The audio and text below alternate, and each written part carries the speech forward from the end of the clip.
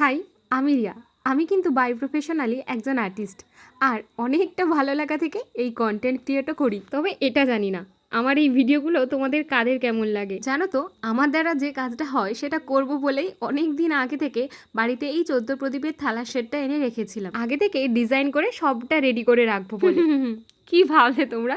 আমার চিন্তা ভাবনা সবসময় এই চিন্তা ভাবনার মধ্যেই থাকে। তাই জন্য তো ওই যেদিনকে ভূত চতুর্দশী ছিল সেদিন দুপুরবেলা ছাদে বসে বসেই এটা বানিয়েছি আমি। যেহেতু একটু পরেই সন্ধ্যা নামবে, তাই হাতে খুব কম সময় ছিল।